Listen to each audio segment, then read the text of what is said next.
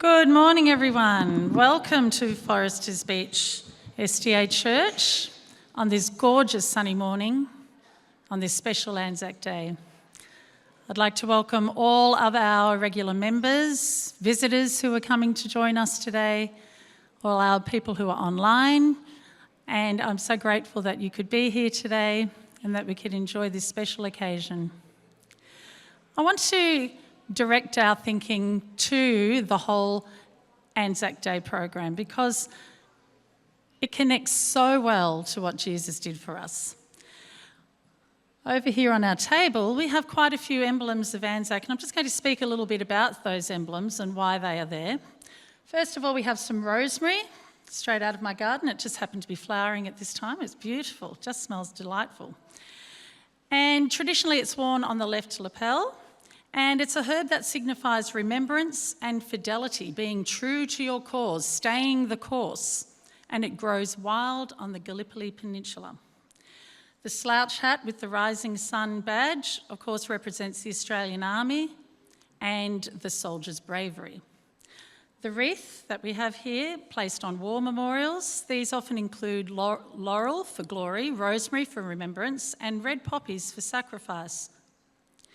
The bugle, the last post, is a solemn call for the end of a soldier's duty and a final farewell to the fallen. ANZAC biscuits. Originally, these hard-tack soldier biscuits were sent to troops, symbolising home and endurance. Gave them a connection to home, something a bit sweet to eat in those terrible trenches. Simpson and his donkey. We read this book to Year 3 this week. Such an incredible story. Simpson was only on the Gallipoli Peninsula for 3 weeks. That's all he was there for with his donkey Duffy and a few other different donkeys. But his name has lived on forever since then.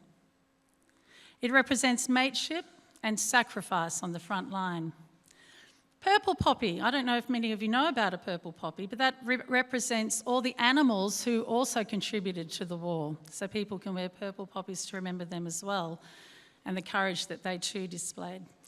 But the one symbol I want to really focus on today is the red poppy, the sacrifice of shed blood. It's globally recognised, worn on ANZAC Day and remembrance services everywhere for anybody who has been part of the war.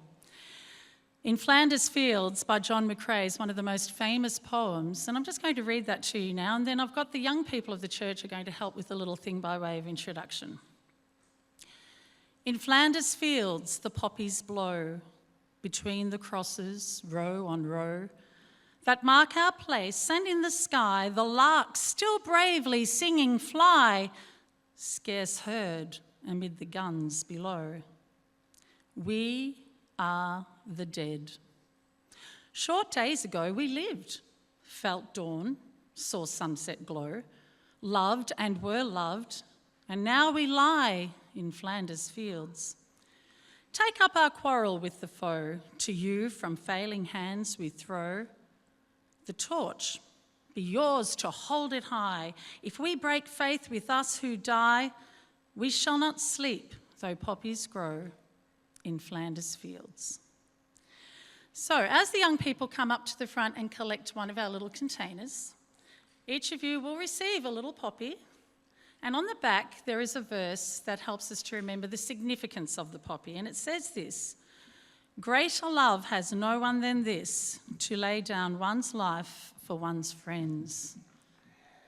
So, if you don't have a container, children, young people, you're welcome to help the others have containers to help hand them out so everybody can get a little poppy to remember today.